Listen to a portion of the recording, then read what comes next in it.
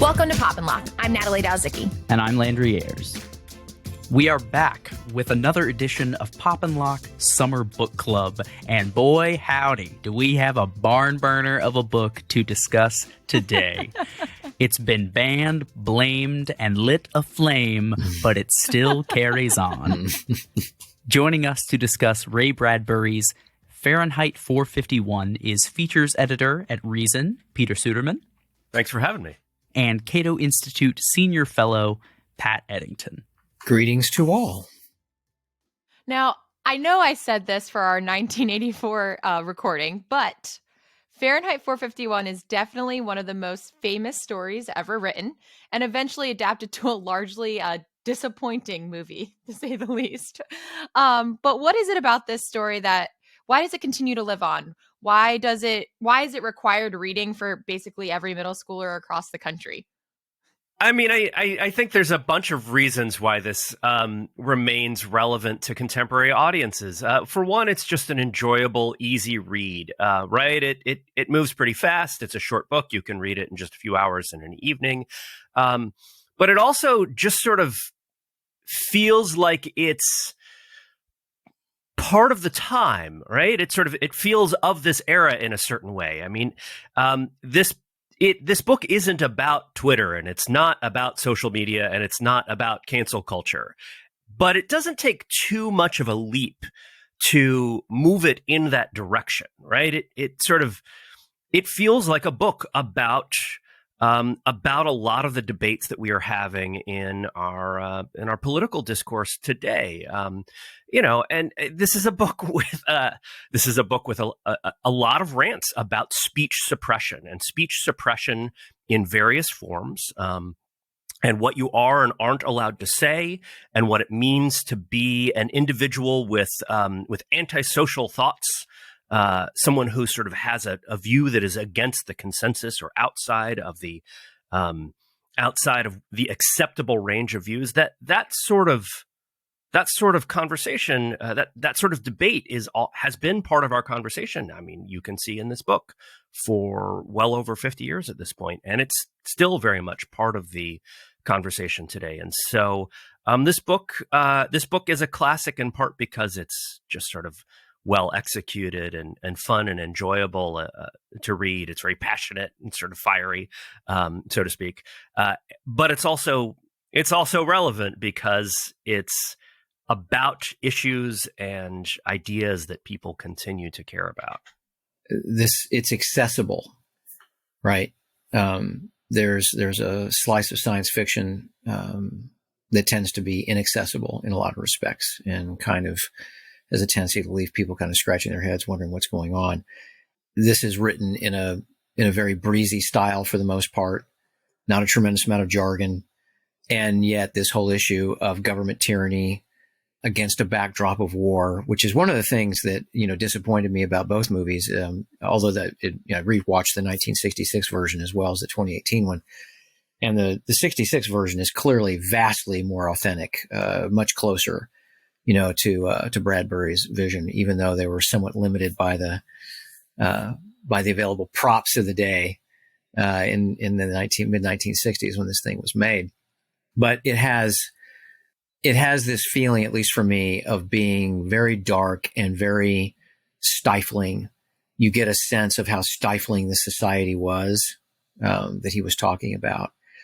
For me, I think some of the issues that stand out that maybe make the book kind of fall short for me is that you don't get a lot of background here, right?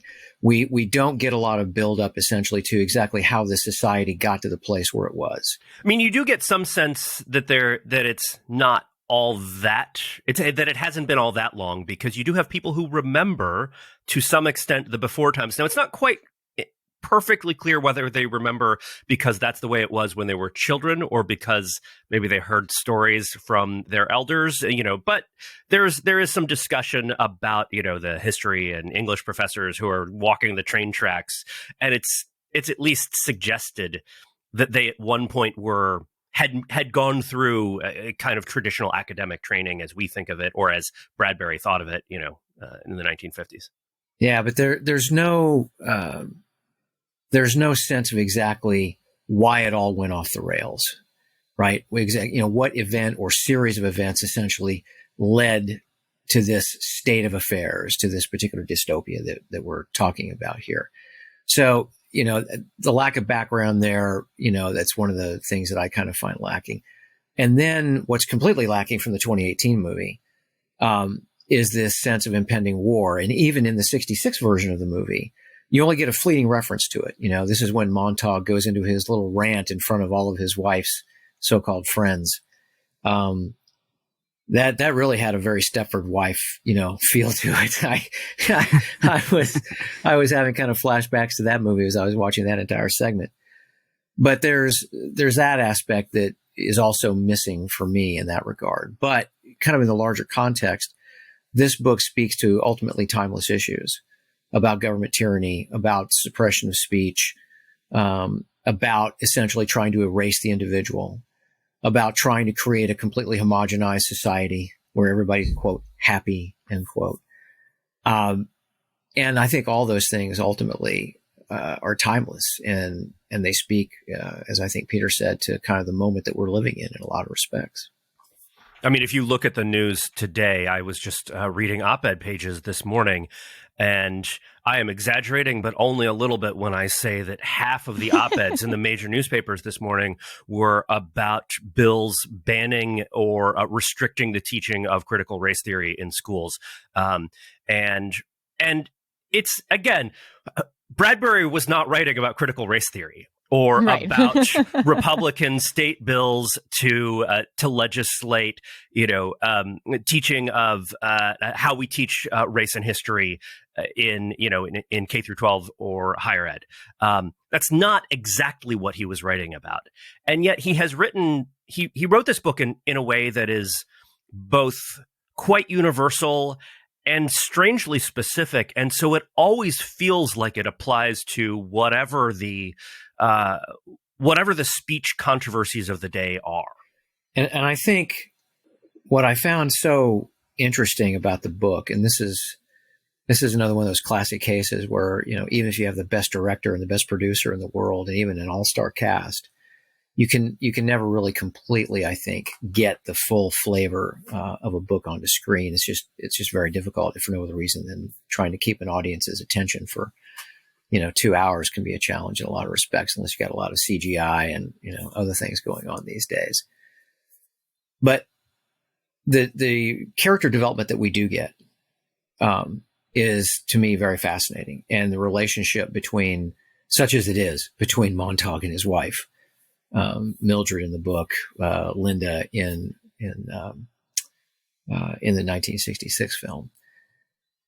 These are two people that you just really wonder how the hell they got together to begin with. And you even get that, right? I mean, there's at one point where he asks her, what was the first time we met? And she couldn't recall it, Whereas for most couples, who are truly happily married, exactly the moment, essentially, that you knew that was the person. And so you get this sense that there's this societal dystopia that also extends down to these relationships. And you see that in the superficiality of the relationship that his wife has with her so-called female friends. It's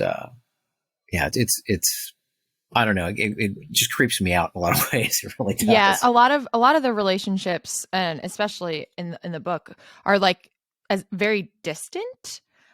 Which is like one of the reasons I wrote down like what is the the purpose of like the Clarice character, right? So she comes in and she's like a younger teenager-ish, I think. And it stuck out to me because she was actually like trying to have deep conversations with Montag, and that was like the only conversations other than like the long monologues from BD and others about like what firemen do that had any sort of substance. Like, and she just asked like simple questions. Well, are you happy? And I just like the purpose. I still can't figure out like the purpose of her other than it like she is mainly a tool for him to see what he like is starting to pick up on about like censorship and that kind of stuff. But did you guys see any other purpose for her? I thought she was basically a what's the word I'm looking for? Essentially, a substitute for his conscience, and that it was essentially an awakening. And what it is that actually gets it going is a little bit fuzzy. Landry, you had something you wanted to jump in. Oh, well, I think that there very much is a reading in here that sort of gets at both what you're saying, Pat, and what Natalie was saying, which is to use a sort of misunderstood and I think overwrought trope that gets tossed out a lot of the days. It is a very much a sort of proto manic pixie dream girl that we get, right? Where she comes into his life and is like, "Do you like the Smiths?" And he's like, "Oh yeah." Have you looked at the flowers? Yeah, and I was thinking about it because we had just, like Natalie had hinted at before, we just read 1984, and Julia very much acts similarly to the protagonist of that book, Winston Smith.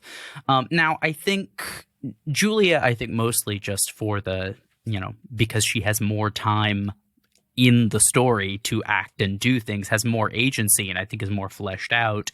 But I think Orwell and Bradbury both don't have like great track records writing female characters.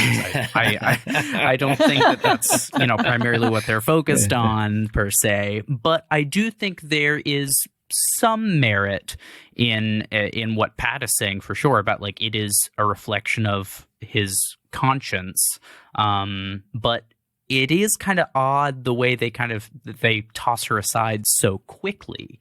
I did think that maybe you could build up that relationship more, and maybe the car crash that she dies in becomes more emotionally effective later on. But then you also get the sort of weird mirroring later on when Montag is running away, and I think he's been tranquilized, and he almost gets hit by a car as well. So there is a sort of instance of sort of seeing that spirit awakening in him and the threat of a possible demise that also has met her. And you could also possibly think that later on towards the end of the book, when Montag has met with the sort of intellectuals and people living on the fringes of society, and they reveal to him, they're like, well, we think Montag is actually going to be caught in just a few minutes, and they basically trot out this stranger, this fake Montag, to put on a show that we've arrested him and we're going to deal with him. You could, obviously the state in this story has the power and drive to deal with their issues with subterfuge and ways that are not above board. You could see that maybe someone had known about Clarice, and maybe she didn't just get into an accident and somebody hit her with a car and so Clarice didn't kill herself. Yeah, the red string, I'm pulling it as I'm saying it, but I might be overthinking this, but it is. I did want more out of that character, and I think it's reflective of the time it was written. In one of the afterwords that Bradbury wrote to this book, he talks about the character of Clarice, and he talks about adapting his book to be a play. And so we mentioned adaptations earlier, and this book has been adapted into a couple of different movies, but it was also adapted into a stage play in Los Angeles in the early 1980s. And Bradbury himself did the adaptation, expanded the book in a bunch of ways, and he talks about being tempted to give Clarice more and to bring her back, in part because that's what Truffaut does in the 1966 film adaptation, is that she appears at the end. She has become one of the book people who is living in the book colony as a book, which is kind of great, right? Is that it's a softer and happier ending in a lot of ways, a more hopeful ending. And what Bradbury says is he toyed with the idea because he was expanding and changing the book a little bit when he moved it to the stage, but ultimately he felt like her death was a darkness that the book needed to have. And that what he wanted was for people to see that this was, in fact, a dark world that didn't always have happy endings. I'm summarizing a little bit and sort of the gist of what he said, but he was arguing, his argument basically was this book is about a dark world and about a dark place, and her death is one of the ways through which we understand that darkness. There are two ways that a lot of people end up seeing the sort of danger and warning that Bradbury wanted to portray. And they are sort of tied up in one another, but they're from different trains of thought. There is the censorship, free speech, censoring, reading angle, but then there is also a technophobic rise of mass media against reading that you could read, this sort of the scourge of screens. And you could definitely understand how Bradbury might be like, we got to limit screen time for kids. No more iPads. What do you make of Bradbury's sort of contempt for mass media that's embedded in this story? So he for a long time after the book was published would sort of in a way that is typical of his cantankerous style, would look at all these people saying, this is a book about censorship. And he'd be like, no, it's not. This is a book about screens and how mass media is bad.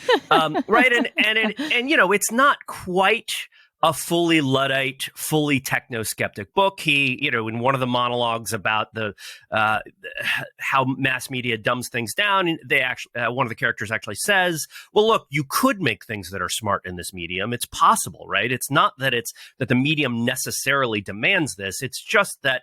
As you start making products that are designed to appeal to the masses, and then to the median viewer, median reader, median person, inevitably you're going to sand off the rough and interesting edges that come from individual visions. And so, in some ways, this is a little bit self-serving, coming from a novelist, coming from someone who was a self-styled kind of independent individualist. On the other hand, there's a truth to this, and there's in particular a truth to this in the post-war era, where a lot of media was just, a lot of mass media was just coming online, and there wasn't this kind of profusion that we have now of hundreds of cable channels and then thousands of internet channels, and sort of all of this stuff that is much more individually targeted. And at the time, if you were watching television, it was 3 networks, and those 3 networks made explicit decisions, often basically working hand in hand with government censors or quasi censors from the FCC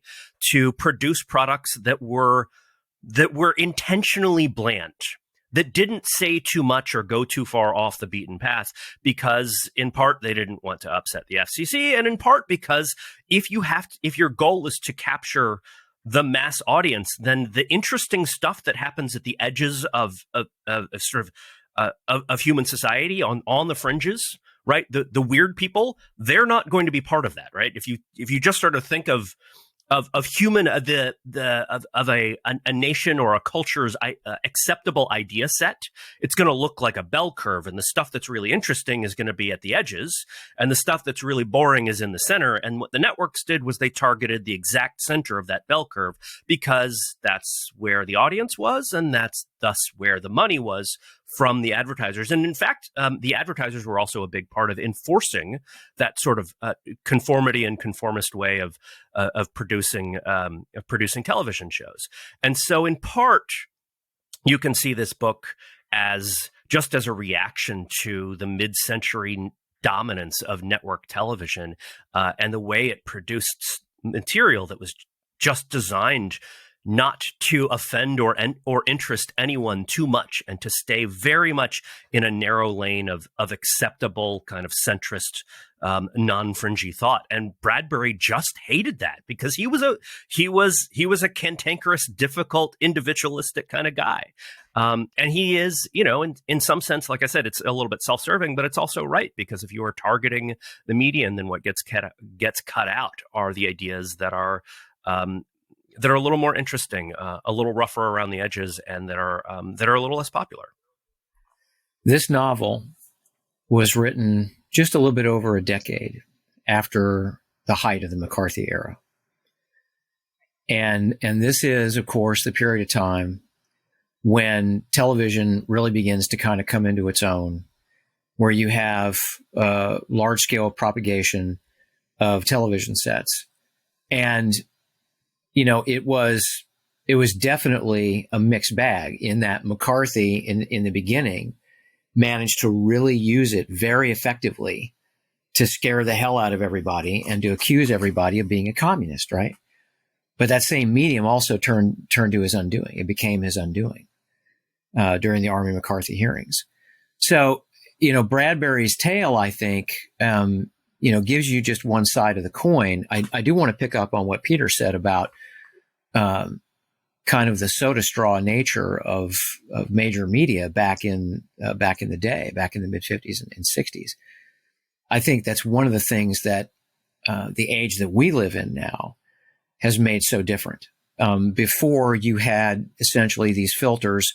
Sometimes they worked in a good way, actually bringing you something halfway decent, but oftentimes they were not giving you the full facts. They were not giving you the full truth. And when you have that kind of control, you can really create a very distorted society. And I think that's exactly, for me at least, is one of the principal points of the book.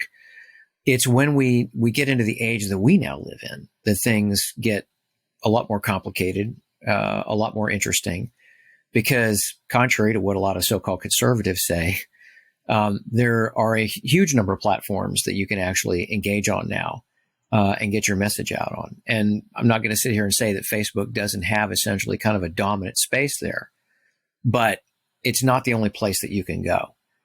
And as time goes on, and I think we see, more people begin to embrace more decentralized systems for the propagation of information. And I'm thinking about things like Telegram. The FBI hates Telegram.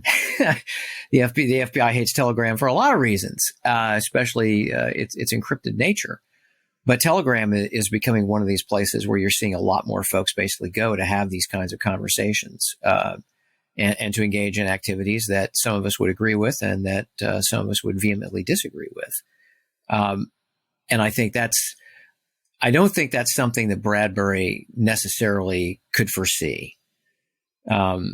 Even as bright a guy as he was, even as much of a futurist as he was in a lot of respects, I don't think even he could really understand and predict what would happen with this thing called the internet and how much it would change things.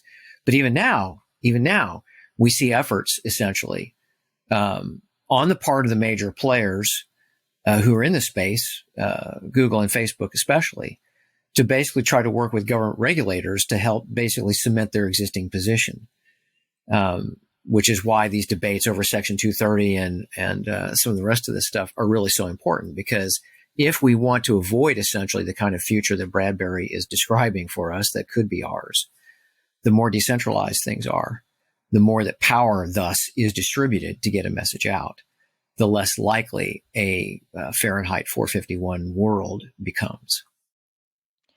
I think it might be important for us to dive into kind of how censorship is democratized in this story, and also how it's like decentralized through the firemen and that kind of stuff. So how do we think, first let's go with, how do we see the censorship as democratized throughout the story?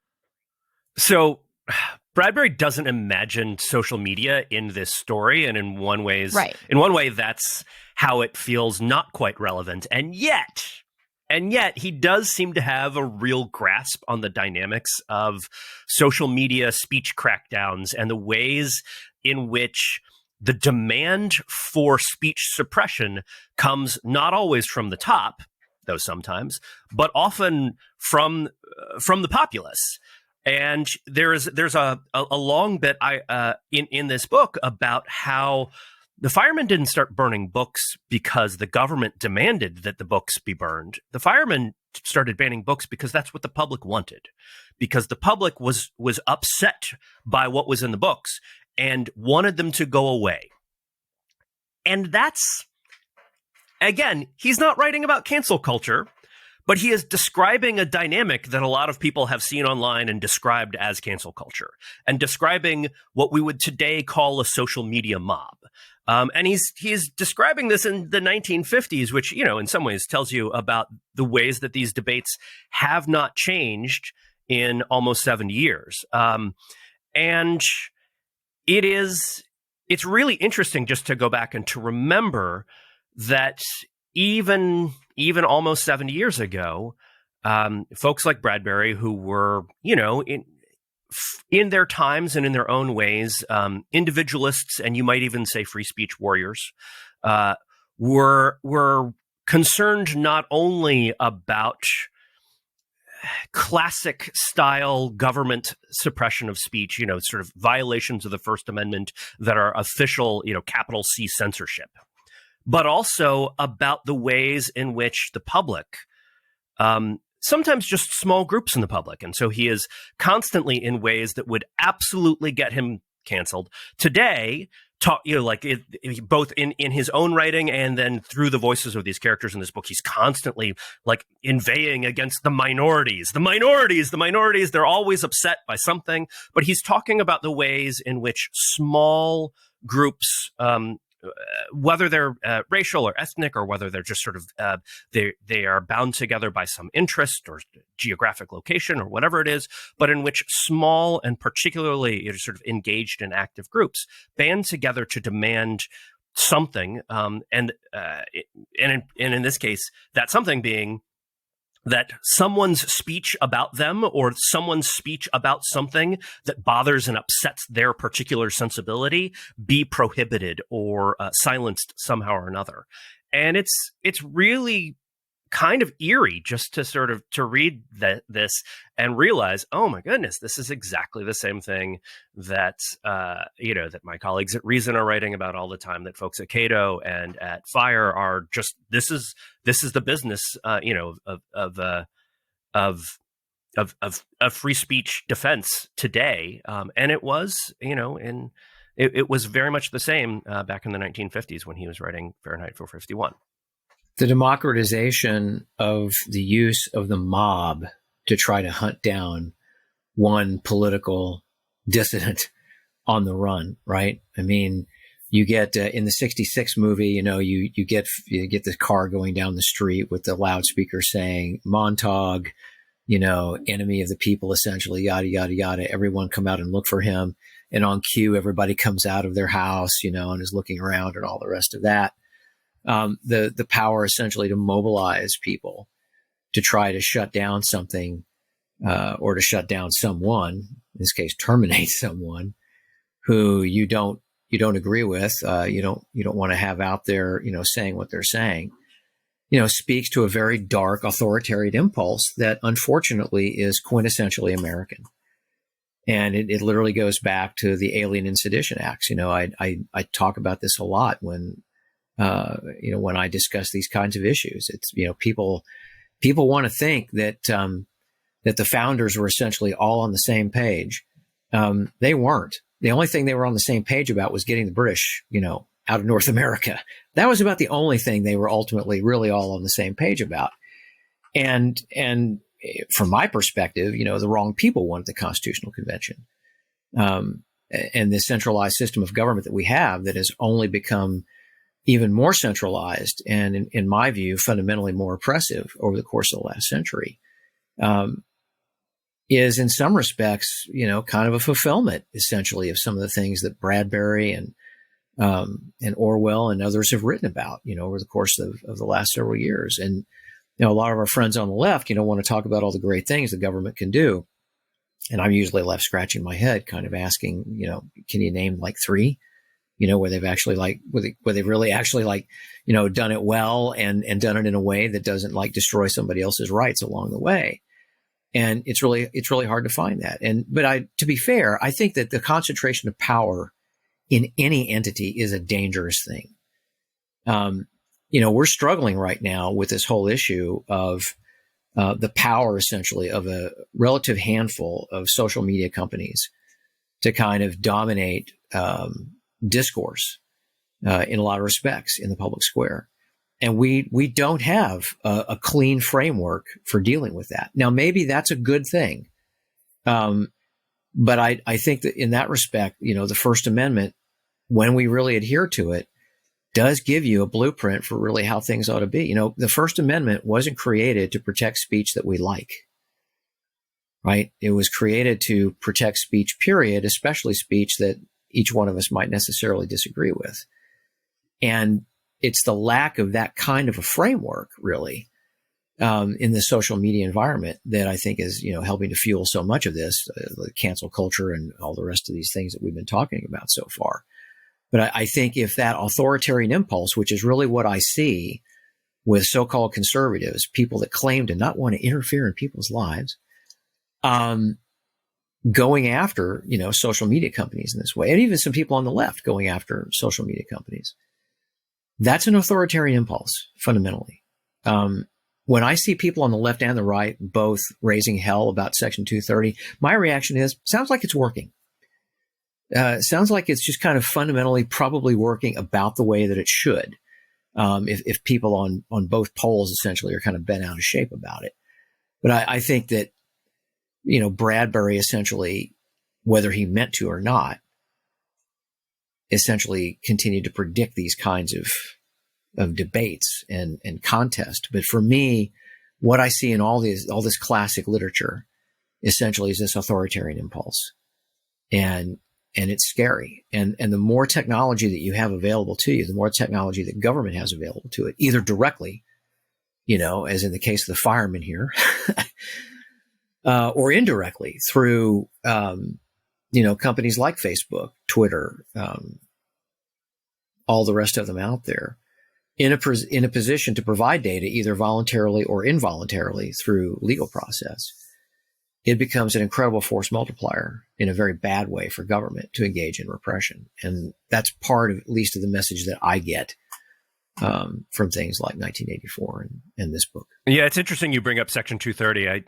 Now that you mention it, I guess I think that Ray Bradbury would end up being a defender of Section 230 in its current form. I mean, so because if you actually understand what it does, it's a very individualist way of thinking about speech. It's often misunderstood as people talk about platform neutrality and all this stuff, but that's not really correct. Basically, what it says is you are not liable for speech generated by others, and you can be Facebook. You can also be any individual one of us, right? So it applies to very large corporations. It applies to medium-sized nonprofits, and it applies to individual people. But it means that, just for example, if you are posting something on Facebook and somebody says something actionable in a comment on your Facebook post, you have no liability for that. Now, it also means that Facebook has no liability for what you post or what your friend posts, et cetera, et cetera. But it is an idea that you are responsible for your own words and for your own thoughts, and that you have to take responsibility for them, but that others don't, even if they have created a platform or publishing mechanism of some sort that you make some use of. The other thing that I think is really sort of interesting and striking here, just to go back to the social media mob aspect of this, is the way Ray Bradbury presents speech suppression and the unpersoning that goes with it as a spectacle and as an entertainment, right? It's not just that the hound hunts you down because it is directed by the government agents to do so. It's that it's filmed, it's broadcast, everyone in town tunes in to watch, and they even participate. It becomes a game, a sort of something where everyone is sort of out there watching you. It's not just the government with their surveillance drones and their, smart sniffing robot dog. It's a form of fun to watch the bad person be hunted, right? Right. It's the trending cancel hashtag. Yes, Guy Montag on the side of is trending. What did he say? Oh my gosh, I've got to find out. And then you get to go and watch as the dog hunts down the fake Montag and jumps on him and eliminates him. But Bradbury really understood that this was not just about getting rid of people who we don't like and sort of making them silently disappear. He understands that it's frankly a way for a certain type of person, a certain type of group to bond together because they have decided that somebody and something that person said is now a non-person who needs to be cast out and dealt with. And it's a very disturbing way of looking at how societies function. But I also think it is one that we keep proving Bradbury right on. Precursor to Logan's Run, precursor to Running Man. You see the thread. You see the thread right down to the present, at least in cinema. Logan's Run has been on the list for a while. Yeah. It's also very like Hunger Games like too, because like Yes. by becoming a form of entertainment for everyone, it's like another level of suppression you're adding on. Like this could be you if you don't, walk the straight and narrow. That decentralization, the democratization of the mob. Yeah. Yeah, exactly. And I think it's also just, I don't think Bradbury was seeing it as like a mob necessarily, but as like this is how the culture was in the beginning, to be like anti-book and anti like common knowledge, all that kind of stuff. And then it just kind of grew. I feel like he saw it as him growing into the society and just like permeating at that point. There's a lot of, speaking of the firefighters that I thought was so interesting, Natalie, is, you hear a lot like, there's a lot of people that are very frustrated with, the militarized and over policing and the problems with systemic policing, etc. But you hear a lot of times where they're like, nobody hates firefighters. And I'm like, well, I mean, I get that. They're just like people that ostensibly save people. But you could also, there are people that are like, a lot of the same like infrastructural sort of baked in systemic issues probably also happen with fighting fires, where resources get diverted to places that they are, more focused on rather than others. So you could think that. So I think there's a way to see the firefighter link there. But also, why Benjamin Franklin as the first one? Like we were talking about, I don't get it. As the founding fathers, or as I call them, the founding daddies. Why Benjamin Franklin? He seemed so concerned with knowledge and sort of learning things archetypically, or and that might just be the sort of mythic way that we view him, sort of get away from his, cavorting nature that was the true Ben Franklin. Why him? I think it's just because he founded the first organization that led to what we now think of as modern firemen. And he founded the Union Fire Company, which was people called it the Bucket Brigade. Yes. Right, and it sort of led to the mutual fire societies that were part of sort of early American culture. And so because Benjamin Franklin was in some sense America's actual first fireman, or at least the founder of the first fireman squad, he has been retconned in Fahrenheit 451. Ray Bradbury would not have known what retconning was, but he would have understood the concept immediately. Despite his clear disdain for comic books. In Fahrenheit 451, he would have gotten it, right. And so what he's done is just imagine a world in which history has been rewritten so that the first person to invent useful firefighting has now become reimagined as the person who was both an American founder, right? So that brings the book burning version of firemen into the founding narrative. In the fictional world, and then also sort of it's easier to just sort of make this small change, right, in history. And this is kind of a smart thing that he has done, because if you're rewriting history, if you're trying to retell the story, you want to tell as few lies as possible. And Ben Franklin was the first fireman, so why not make him the first fireman in this very different conception of firefighting? And also because he was a founding father, that associates him with the power of the founding, which in this story still maintains a kind of mythic cultural and political power that has now been transferred to the book burners. It was an extremely subversive act, right?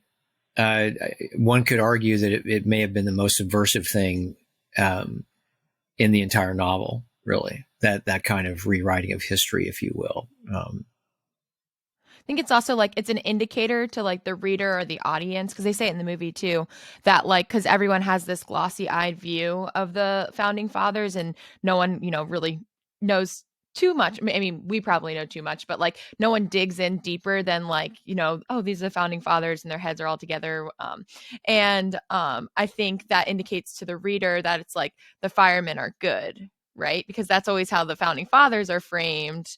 And I just thought it was funny. I like wrote in my notes. I was like, well, why not George Washington? Why not Thomas Jefferson? Like, why can't they all be that way? Yeah, the choice of Ben Franklin associates book burning with institutional legacy and institutional permanence. It suggests that book burning has always been with us. It's a part of who we are and how we conceive of ourselves. The idea that sort of firemen celebrate this destruction or sort of mockery of the knowledge that books represent gets manifested in a lot of ways. When Montag brings the book of poetry out to his wife and their friend when they're watching on the parlor shows, and at one point they think that he's like making fun of it all by reading it, and they're like, oh, ha ha ha, this is, what, it's a fireman's like ritual, I think they call it, or something. And then something that you had noted in your notes, Peter, about how when they adapted it to the stage version, they added a scene, or Bradbury added a scene where I think it's Beatty takes Montag to his huge, vast library of unread books that he will never read. He simply keeps them to not read them. And it got me thinking about what the purpose of unread books would be. And it got me thinking because they do it in a way that is sort of trying to make these books useless. Without being read, they serve no purpose. We are sort of making a mockery of them by leaving them on the shelf, and sort of uplifting our own culture. But then there's also this idea that I've read about called the anti-library, and I think Umberto Eco has written about it. Whereas a book of a collection of unread books, a personal library of unread books, is more of a tool. It is, once a book becomes read, the book itself is useless to you. It is like what a lot of people think of now. It is a marker. It is a signifier of a certain intellectualism, whereas a collection of unread books is a marker of humility and a recognition of ungarnered knowledge, and that there is always more to preserve. So I just thought it was really interesting the way that firemen have created this culture. I could very much see if they adapted it again, like, the police social media Facebook photos where it's like, we caught all of this in a drug bust, and it's like a little baggie of weed in a plastic bag, and they're like, the streets are safe. That you could see like firemen posting on social media like a stack of like the Chronicles of Narnia, and they're like, we've got this scum off the street. Yeah, the fireman's Twitter feed is just going to be filled with great literature. The unlibrary idea is interesting. Tyler Cowen, somewhat famously, likes to just read books and then leave them places. And like he will just leave them in airport lounges or in restaurants or whatever, because he's read them. And sometimes he also keeps many books, but he's one of the best read people I have ever met in my life. And part of what he does with books is read them and give them away. Yeah, that section from the play that you mentioned, where Captain Beatty takes Montague on a tour of his private library, is really interesting as an expansion of the novel's ideas, because it suggests that the ultimate way to put down a book and to insult book culture is to keep books and treat them simply as empty objects, not as expressive statements to be engaged with, and it treats them as affectations rather than as powerful ideas. And what it does is it robs them of their power, because they become as ordinary as bricks or plates, and they don't have any kind of meaning unto themselves, because they can't have meaning until you read them. And yet the fear of people reading animates Beatty and the entire establishment to do what they do, right? So there's kind of a contradiction in that. And there's also the subversive aspect of Montague stashing these things away in one of the vents in his home and all the rest of that. And this idea of forbidden knowledge and then Beatty, ultimately in one of their exchanges talking about how all it does is confuse a person and all the rest of this. And, my reaction is, well, at some level, confusion is the beginning of wisdom. Because if you think you've got it, if you've got it all figured out, you probably don't. You have part of the story. You may never have the whole story. But most people, I think, in society, and I think this is something that Bradbury intuitively understood, most people seek surety. They seek simplicity. They seek easy answers. They seek easy outs. And that's exactly what the society that Bradbury describes does. It gives people easy outs. And it's the folks that transform essentially into living books who aren't looking for the easy out. They're looking to actually experience the fullness of life. And this instrument of oppression is trying to essentially wipe out, that entire concept. So very dark indeed. The biggest system of state suppression and ideas and of state suppression of ideas and speech today, I think, is probably in China and the Chinese blocking of the internet and censorship of the internet. And if you listen to Chinese state officials explain themselves about why they do this, they will offer arguments that are very much like the ones offered by Captain Beatty. They will say that those ideas just confuse people and mislead people, and that people can't be trusted to have conflicting information.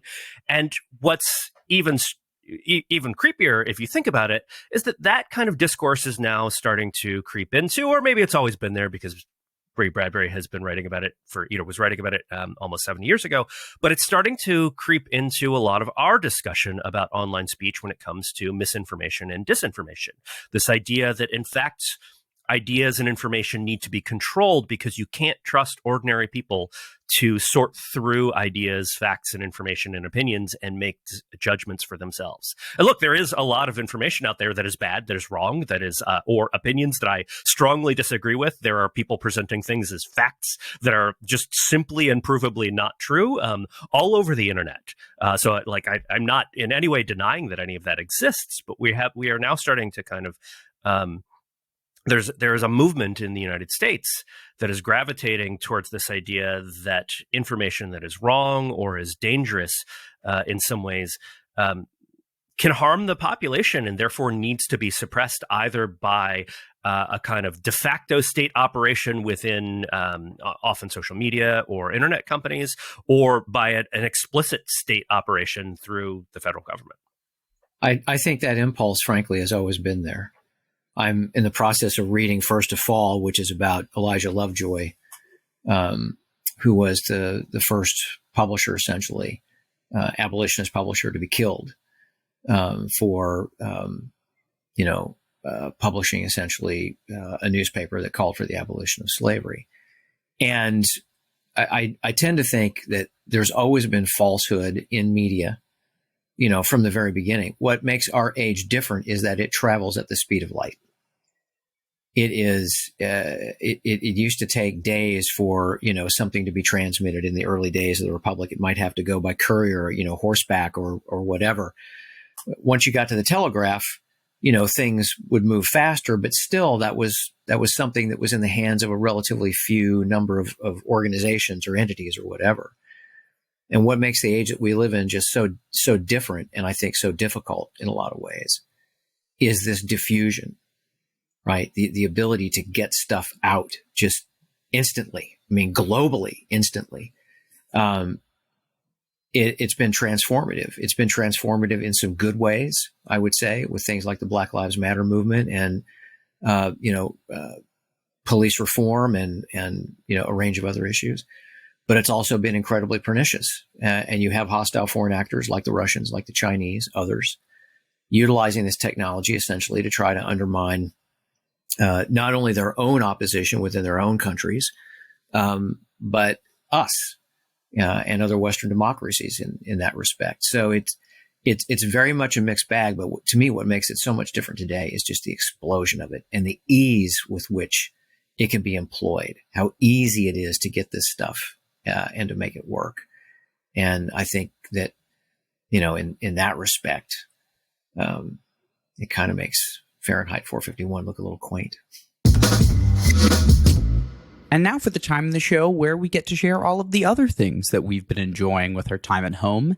This is Locked In. So, Pat, we'll start with you. What else have you been enjoying media-wise? TV, books, movies, anything? So I have just a huge number of books that I'm accumulating, not just for my book project, but for things I want to get to. But being the complete Star Wars lunatic that I am, I wait with bated breath until about 3:01 a.m. every Friday morning to download the latest edition of the Bad Batch. Absolutely fantastic animated series. But I just continue to marvel at what Dave Filoni and Jon Favreau are able to do. The storytelling it's just fantastic. It's absolutely fantastic. It just makes me scratch my head. Why the hell can't the movies be this good? And it's like, oh, that's because Favreau and Filoni are not running the movies. And if they were, it would be different. And then, just for the heck of it, Loki, that has been, for me, it's been a revelation because I'm not so much into the Marvel stuff, but I now understand why Tom Hiddleston is a big deal. This guy has got massive, massive talent as an actor. And he's able to just really showcase it in this, but I can't wait to see him in other stuff. He's just absolutely on fire. So that's my animated series stuff. As I indicated, I am reading First to Fall, about Elijah Lovejoy. A very, very powerful story. Another guy who went through a transition in his thinking that ultimately cost him his life in the cause of abolition and free press. So those are kind of the big things for me right now. So I have been reading the book, the novel, A Desolation Called Peace by Arkady Martine. It is book 2 of the, I'm going to pronounce this wrong, Texkalan series.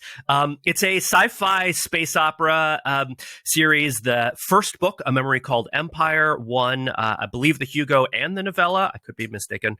Or no, at least the Hugo for best novel. I think maybe the novella went to something else, but it was nominated. It is that was her first book, and A Desolation Called Peace is her second. They are great novels of they're great. They're really great sort of contemporary space operas that borrow a lot from the Golden Age space operas, but update them. And so Arkady Martine works in her day job as a city planner. And so there's an awful lot about cities and city bureaucracies and how they work and how they function and have internal factioning and politics within them, and how those human systems can work against each other with inside government, and then also how the infrastructure of a city can be turned into tools and plots, both for investigation and discovery, and also for be used by political forces. It's not a libertarian book. I'm not pitching it as like a book full of libertarian ideas, but it's really smart actually about the way that politics and infrastructure and political structures actually sort of interact with each other. And the first one in particular is structured as a mystery, quite complex sci-fi mystery that involves people who are dead but not dead, but preserved inside your head. Love a good zombie. Yeah. And then this in your head. It's not quite a zombie. It's more like a holographic AI replica of your past self. Who is so you that old chestnut. Just it's delightful. If you like Ian M. Banks, if you like Isaac Asimov, these books are for you. And the new book, which came out just a few months ago, is about a first contact scenario with a a species that is so alien that our characters initially cannot figure out if the thing that appears to be language is actually language or not.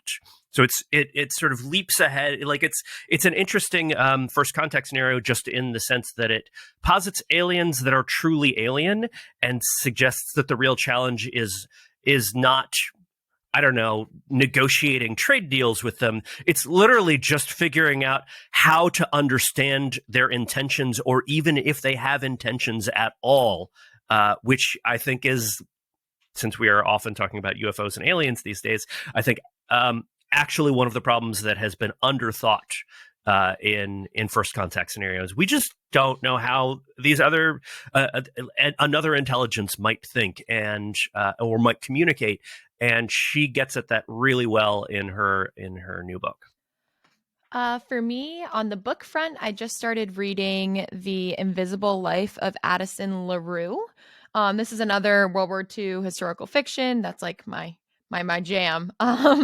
So, and then on the movie TV front, I'm in season 2 of The Boys on Amazon. It's like superheroes, but it's also just kind of like they're making fun of superheroes, and it's quite good. It's a little vulgar, but it's entertaining. Do you feel like you like that show? Are you enough of a comic book fan that you feel like that show actually get all of the references? Because the comic book in particular that it's based on was so deep in the superhero weeds. There was a character who was like a kind of awful old man who was based on Stan Lee, and a bunch of the characters were based on people in the actual comic book industry who had not great reputations just as people in some cases. And the book was like, the series was just like a huge... It was a vehicle for barely disguised gossip about people in the then failing comic book industry, because it came out in the early aughts, right after Marvel had declared bankruptcy and basically the comic book world had gone bust. Huh. Well, so I don't know the intricacies of that, but I am still enjoying the show. So I guess that's a good pitch to anyone who isn't as engrossed in the comic book world, so that the show is still enjoyable. And then from a movie standpoint, we're going through like a bunch of horror films with me and my housemates, because one of my housemates had never even seen Silence of the Lambs. So we started there, and we're kind of building up. We're doing, we've done 2 of the Conjuring movies. We haven't done the most recent one that just came out in 2021 yet. We did Annabelle Creation. We're watching them in the correct order of the film, the time period in which the film was set, rather than when they were released. And then we have Hereditary on our list as well, and I have not seen that one yet. Yeah, that's what's next up on my list. For me, I just started a book of short fiction by Carmen Maria Machado, Her Body and Other Parties. Very dark, sort of horror, feminist short stories. Really cool stuff, though. It has that beautiful, like, just the last minute short story twist that I love.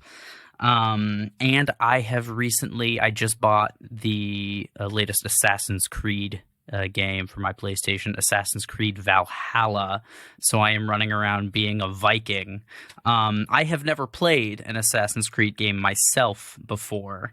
But it's fun. It's not perfect. I had an arrow that got stuck in my hand, and then the glitch just stayed. So I was like in a cutscene pointing at someone, and there was just like an arrow like sticking out of my hand the whole time. So I've played a bunch of the Assassin's Creed games, but I had skipped several of them until Valhalla. And the biggest surprise for me, having skipped over a bunch of the games, was that now one of the mini games and regular challenges is a poetry like a slam poetry contest. It's a freestyle slam poetry rap battle. What? Which is totally, I guess, what Vikings did or something. I don't know. Flighting. Oh yeah.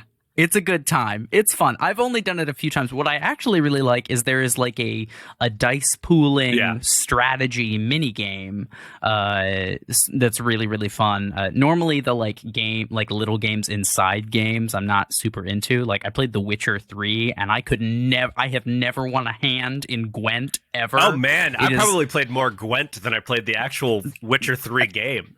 That's what a lot of people do. I don't.